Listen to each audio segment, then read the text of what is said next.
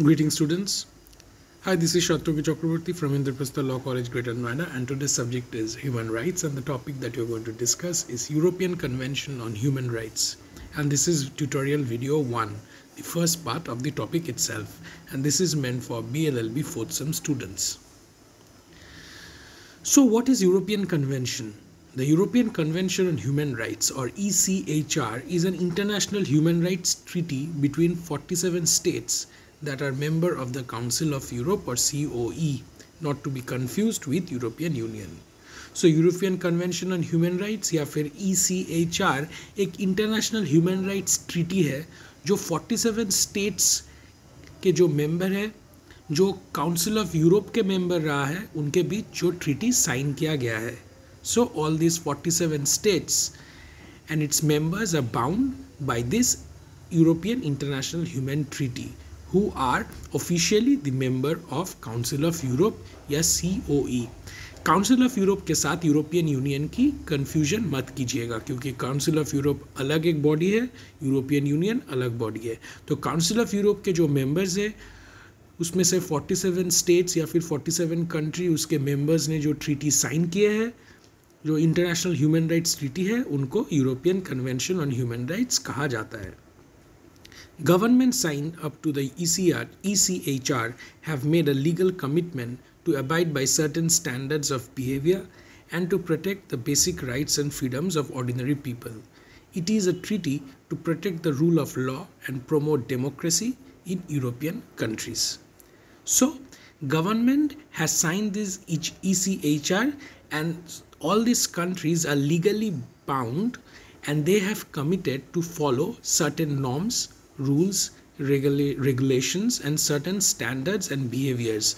And at the end of the day, it is the sole right of every country to protect the basic rights and the freedom of ordinary people. So हर एक country जो European Union की council of Europe की part है, जो ये European convention of human rights sign किए हैं, इनको ये रूल्स एंड रेगुलेशन से अबाइड होना पड़ेगा, सर्टेन स्टैंडर्ड मेंटेन करना पड़ेगा, और बेसिक जो राइट्स है, ह्यूमन राइट्स और freedom of the ordinary people, इनको प्रोटेक्ट करना पड़ेगा. The treaty is to protect the rule of law and promote democracy in European country. तो ये ट्रीटी का मेन जो मोटिव है वो है कि जो रूल ऑफ लॉ एग्जिस्ट करता है ये कंट्रीज़ में, वो बरकरार रहे और डेमोक्रेसी का भी प्रमोशन हो यूरोपियन कंट्रीज़ में. History on the formation of human right. The Council of Europe was founded after the Second World War to protect human rights and the rule of law and to promote democracy. The member states' first task was to draw up the treaty to secure basic rights for anyone within their borders, including their own citizens, people of their nationalities. So, Council of Europe जब form हुआ था second world war के बाद, उनका main जो उद्देश्य रहा है वो है ह्यूमन राइट्स को प्रमोट करना. जो रूल ऑफ लॉ है, जो डेमोक्रेसी को प्रमोट करेंगे, लोगों का फ्रीडम जो है उनको प्रमोट करेंगे, तो उनको उनके प्रमोशन में ये सहायता करता है. The member states first task was to draw up the treaty to secure basic rights for anyone. ठीक है, जो बेसिक राइट्स है उनको प्रमोट करना, कि बेसिक राइट्स सब कोई एंजॉय कर पाए. हर एक व्यक्ति जो कंट्री का पार्ट है वो हर एक लिबर्टी को एंजॉय करे और डेमोक्रेसी प्रिवेल हो. Originally proposed by Winston Churchill and drafted mainly by the British lawyers, the convention was based on the United Nations Universal Declaration of Human Rights. It was signed in the Rome in 1950 and came into force in 1953.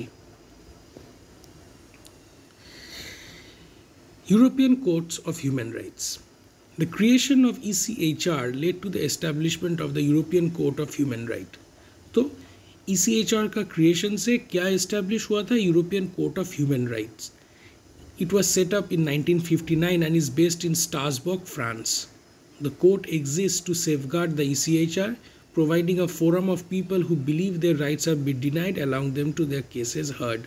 So ये जो body है European court of human right, ये ECHR के formation के बाद ही ये 1959 में form किया गया था, जो जिनका हेडक्वार्टर स्ट्रासबर्ग फ्रांस में है. और कोर्ट का यही काम है कि वो प्रॉपर जस्टिस दे लोगों को जिनका ह्यूमन राइट्स वायलेशन हुआ है, उनको उनका जो केसेस है ये कोर्ट में आए और प्रॉपर जस्टिस लोगों को मिले. Judgments of the court legally bind countries to stand by its rulings. The resulting case law makes the convention a powerful living instrument whose decisions have influenced the laws and practices of governments across Europe. So all the judgments of the court, whatever judgments that has been meted out in the court itself, are legally binding in the countries itself. जो case laws है, जो पहले जो case laws रहा है, उनको court of records में record किया जाता है and it plays a very vital role, क्योंकि वो जो डिसीशंस है, वो जो जजमेंट्स रहा है प्रीवियस केसेस में, वो बहुत सहायता करता है पर्टिकुलर हर एक केसेस में जहाँ पे ह्यूमन राइट्स वायलेशन हो रहा है. और ये कोर्ट भी ये देखता है कि ये जो लॉज है, जो रूल्स एंड रेगुलेशंस है, ये प्रॉपरली प्रैक्टिस किया जाए यूरोप में और गवर्नमेंट भी बाइंडिंग हो ये लॉज एंड रेगुलेशंस को फॉलो करते हुए. So every judgment of the court is legally binding और हर एक कंट्री को ये जो जजमेंट्स है, ये जो रूल्स एंड रेगुलेशंस है, उसको फॉलो करना पड़ता है in accordance to the treaties signed amongst them. So this is all about the ECHR. Thank you class.